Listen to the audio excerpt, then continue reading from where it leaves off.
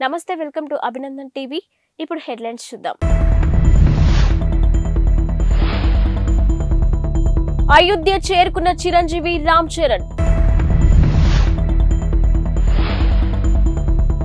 ప్రాణ ప్రతిష్ఠ సుముహూర్తం 84 సెకండ్లే.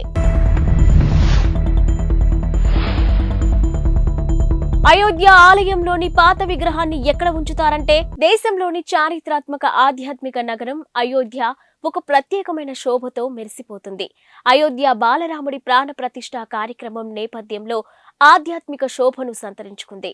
ఇక నగరం మొత్తం దేశం నలుమూలల నుంచి వచ్చిన భక్తులతో నిండిపోయింది. దేశంలోని ప్రముఖులు, సెలబ్రిటీలు అందరూ అయోధ్యలోనే ఉన్నారా అనే పరిస్థితి అక్కడ ఉంది.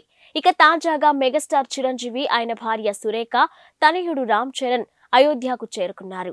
అయోధ్య ఎయిర్పోర్ట్ లోని కార్యక్రమ నిర్వాహకులు వారికి స్వాగతం పలికారు.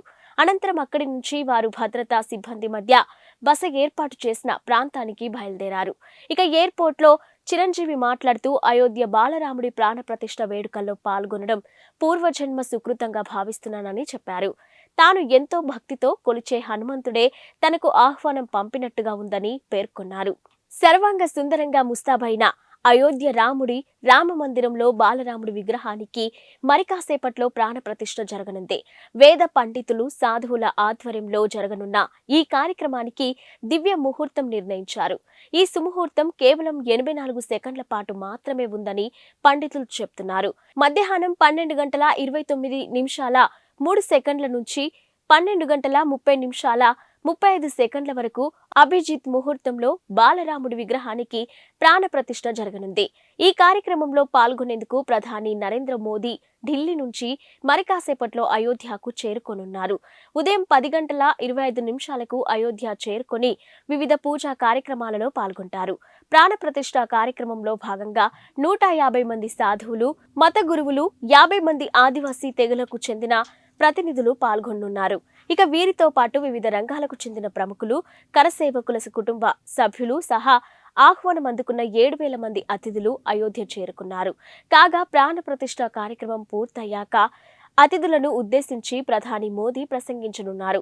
ఆపై సీఎం యోగి, శ్రీరామ జన్మభూమి తీర్థ క్షేత్ర ట్రస్ట్ చీఫ్ మహంత్ గోపాల్ దాస్ కూడా ప్రసంగిస్తారు. దేశంలోని 100 కోట్ల మంది హిందువులు ఎంతగానో ఎదురు చూస్తున్న సమయం ఆసన్నమైంది. ఇక శతాబ్దాల కళ, దశాబ్దాల పోరాటం తర్వాత రామ మందిర సుదీర్ఘ కళ నెరవేరబోతుంది. కాసేపట్లో అయోధ్యలోని రామ మందిరంలో బాలరాముడి విగ్రహానికి ప్రాణ ప్రతిష్ఠ చేయబోతున్నారు. ఈ నేపథ్యంలోని యావత్ దేశం రామనామ స్మరణంతో మారుమోగుతుంది. ఎక్కడ చూసినా జై శ్రీరామ్ అనే నినాదాలు వినిపిస్తున్నాయి. శ్రీరాముడి జెండాలు కనిపిస్తున్నాయి. రామ మందిరాలు, హనుమాన్ ఆలయాలు భక్తులతో కిటకిటలాడుతున్నాయి. ఇక అయోధ్య రామాలయ గర్భగుడిలో 51 అంగుళాల కొత్త మూర్తిని ప్రతిష్ఠించారు. అయితే ఇక్కడే అందరికీ ఒక సందేహం తలెత్తుతుంది. మందిరంలోని పాత విగ్రహాన్ని ఏం చేయబోతున్నారనేదే ఆ సందేహం. ఇక ఈ సందేహాన్ని శ్రీరామ జన్మభూమి తీర్థ క్షేత్ర ట్రస్ట్ కోశాధికారి గోవింద్ దేవ్ గిరి నివృత్తి చేశారు. ఇక పాత విగ్రహం ఎత్తు 5-6 అంగుళాలు మాత్రమేనని, 25 నుంచి 30 అడుగుల దూరంలో ఉన్న వారికి ఆ విగ్రహం సరిగ్గా కనిపించదని ఆయన చెప్పారు.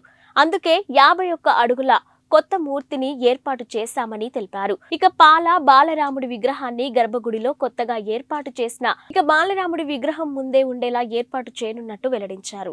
రామ మందిర నిర్మాణానికి ఇప్పటి వరకు 1100 కోట్లకు పైగా ఖర్చు అయిందని గోవింద్ దేవ్గిరి తెలిపారు.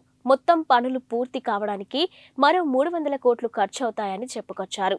టాలీవుడ్ సూపర్ స్టార్ మహేష్ బాబు ఇటీవల జర్మనీ వెళ్లడంపై రకరకాల ఊహాగానాలు వినిపించాయి.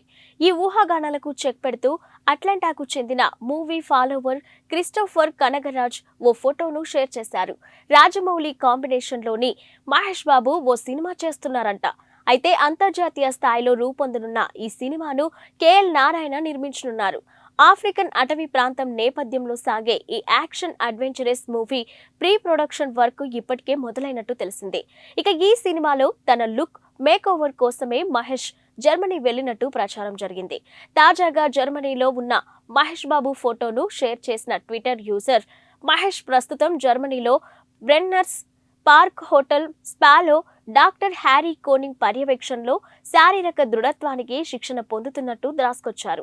అయోధ్య రామ మందిర ప్రారంభోత్సవంలో పాల్గొనే అవకాశం రావడంపై ప్రముఖ సినీ నటుడు చిరంజీవి హర్షం వ్యక్తం చేశారు. భావోద్వేగంతో ఉక్కిరి బిక్కిరి అవుతున్నట్టుగా తెలిపారు. ఇక తన ఇష్టదైవం హనుమంతుడే ఈ ఆహ్వానం పంపినట్టుగా భావిస్తున్నట్టు వ్యాఖ్యానించారు. విగ్రహ ప్రాణప్రతిష్ఠ కార్యక్రమం ప్రత్యక్షంగా వీక్షించే అవకాశం దక్కడం ఎంతో అదృష్టంగా భావిస్తున్నానని అన్నారు. ఇది చరిత్రలో చిరస్థాయిగా నిలిచిపోయే కార్యక్రమమని, తనకు ఈ క్షణాలు జీవితాంతం గుర్తుంటాయని వ్యాఖ్యానించారు. ఇదంతా ఆ భగవంతుడి ఆశీర్వాదమని అన్నారు. ఇక రామ మందిరంలో బాలరాముడి విగ్రహ ప్రాణ ప్రతిష్ఠ కార్యక్రమానికి దేశవ్యాప్తంగా సినీ, రాజకీయ ప్రముఖులు హాజరవుతున్న విషయం తెలిసిందే. ఇప్పటికే పలువురు ప్రముఖులు అయోధ్యకు చేరుకున్నారు. ఇక టీడీపీ అధినేత చంద్రబాబు, జనసేన అధినేత పవన్ కళ్యాణ్ అయోధ్యకు వెళ్లారు. 500 ఏళ్ల ఎదురు చూపుల తర్వాత ఈ కల సాకారమవుతుందని పవన్ వ్యాఖ్యానించారు. నేటి మధ్యాహ్నం 12:20 జరిగే ప్రాణ ప్రతిష్ఠ కార్యక్రమానికి దేశం నలుమూల నుంచి 7,000 మంది ప్రముఖులు హాజరవుతున్నారు. ఇక ముఖ్య అతిథిగా ప్రధాని నరేంద్ర మోదీ స్వయంగా ఈ క్రతువులో పాల్పంచుకుంటారు. భారత్తో 5 మ్యాచ్ల టెస్ట్ సిరీస్ ఆడేందుకు ఇంగ్లాండ్ జట్టు వచ్చేసింది. ఇక నిన్న శంషాబాద్ విమానాశ్రయంలో అడుగుపెట్టిన ఇంగ్లీష్ ఆటగాళ్లకు ఘన స్వాగతం లభించింది. ఇక ఆటగాళ్ల నుదుటిన తిలకం దిద్ది ఆహ్వానించారు. ఇందుకు సంబంధించిన వీడియోను ఇంగ్లాండ్ బోర్డు తమ అధికారిక ఎక్స్ ఖాతాలో పంచుకుంది. 5 టెస్టుల సిరీస్లో భాగంగా ఈ నెల 25న హైదరాబాద్లోని రాజీవ్ గాంధీ అంతర్జాతీయ క్రికెట్ స్టేడియంలో తొలి టెస్టు ప్రారంభమవుతుంది. రెండో టెస్టుకు విశాఖపట్నం వేదికగా కానుంది. ఇక కాగా విమానాశ్రయంలో క్రికెటర్లను చూసిన అభిమానులు వారిని తమ సెల్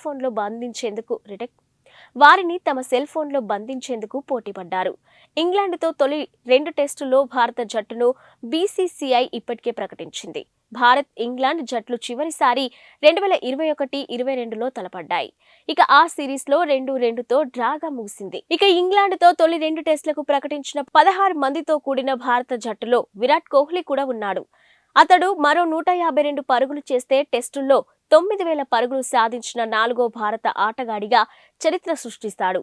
నేడు జరగనున్న అయోధ్య శ్రీరామ మందిర ప్రారంభోత్సవానికి దేశవ్యాప్తంగా రాజకీయ, సినీ ప్రముఖులు హాజరవుతున్నారు.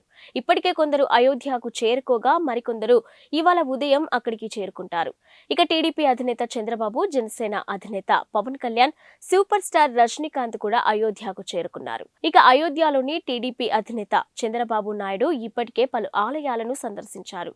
పండితులు చంద్రబాబును సత్కరించి తీర్థ ప్రసాదాలు అందజేశారు. 500 ఏళ్ల ఎదురు చూపుల తర్వాత ఈ కల సాకారమవుతుందని జనసేన అధినేత పవన్ కళ్యాణ్ వ్యాఖ్యానించారు. ఈ కార్యక్రమంలో పాల్గొనే అవకాశం రావడం అదృష్టమని అన్నారు. తెలుగు రాష్ట్రాల నుంచి పలువురు ప్రముఖులు కూడా ఈ కార్యక్రమానికి హాజరవుతున్నారు.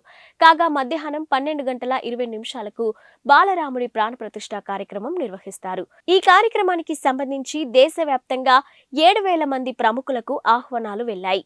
ముఖ్య అతిథిగా ప్రధాని నరేంద్ర మోదీ పాల్గొంటారు. జనవరి 22 దేశం యావత్తు గుర్తుంచుకోదగిన రోజు.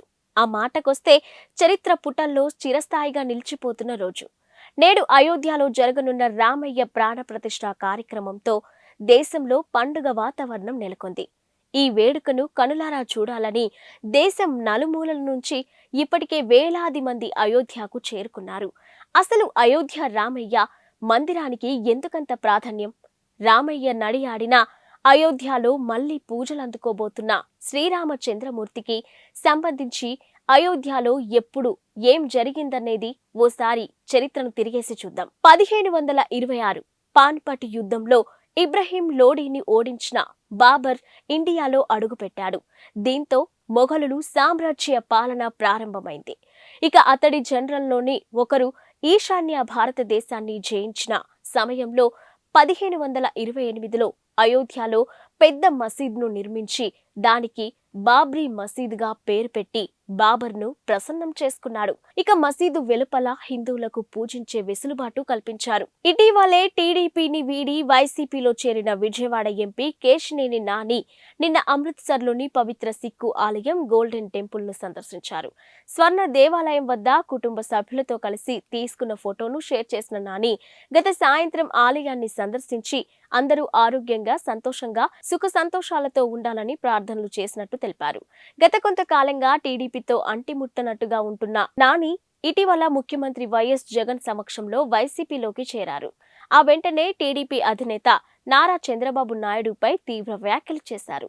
అధికారం కోసం జనసేన అధినేత పవన్ కళ్యాణ్ ను కూడా బాబు మోసం చేస్తున్నారని, ఇక తన కొడుకు లోకేష్ ను సీఎం చేయడమే ఆయన లక్ష్యమని పేర్కొన్నారు. సానియా మీర్జా నుంచి విడిపోయిన పాకిస్తాన్ మాజీ క్రికెటర్ షోయబ్ మాలిక్ పాక్ సినీ నటి సనా జావేద్ ను వివాహం చేసుకున్న సంగతి తెలిసిందే. ఇక ఈ నేపథ్యంలో విడాకుల వ్యవహారంపై సానియా మీర్జా కుటుంబం స్పందించింది. పాకిస్తాన్ నటిని పెళ్లాడిన షోయబ్ జీవితం సాఫీగా సాగాలని ఆకాంక్షిస్తూ షోయబ్తో సానియా విడాకులు ఎప్పుడు తీసుకున్నది వెల్లడించింది.